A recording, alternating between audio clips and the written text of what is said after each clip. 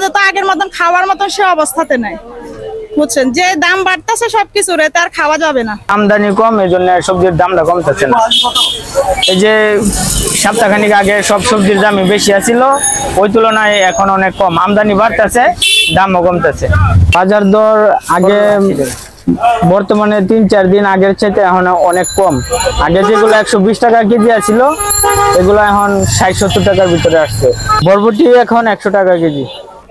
চাল কুমড়া 60 টাকা পিস, কচুরলতি 100 টাকা, ফুলকপি 60 টাকা পিস, লাউ 80 টাকা, জলপাই 100 টাকা কেজি, কাঁচামরিচ 200 টাকা, বিট 140 টাকা কেজি, লেবু 30 টাকা হালি, বাঁধাকপি 50 টাকা পিস, কলার মোচা 80 টাকা পিস, 80 টাকা, সিম 120 টাকা, মরিচ 200 টাকা কেজি, পটল 60 টাকা কেজি, কাঁকরোল 100 টাকা কেজি, শসা 80 টাকা কেজি, বেগুন 100 টাকা, ঝিঙ্গা 80 টাকা, করলা 80 টাকা, চিচিঙ্গা 80, ধুন্দল 80। ক্যাপসিকামটা এখন পার পিস 50 টাকা, 500 টাকা কেজি।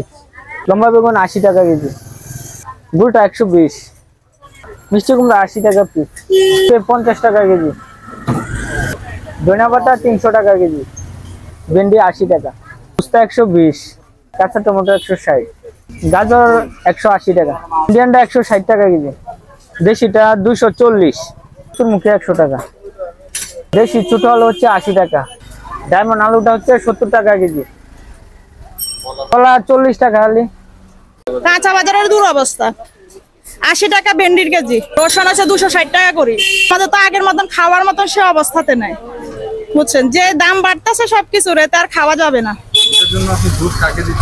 হ্যাঁ, দোষ আমি কাউকে না, দোষ আমাদের ভাগ্যের। কারণ বাংলাদেশের মানুষ কখনো শুধরাবে না, কখনো। আমি বলি যে অতে সর হাতে সর, বাংলাদেশের সব মানুষের নিজেরটা নিজেই বুঝে, চুরি করতে চায়, নিজের চুরি করে আখের গোছাবে, আর সাধারণ জনগণে মরবে। জনগণের দোষ না এটা, যারা নিয়ন্ত্রণ করবে তাদের দোষ।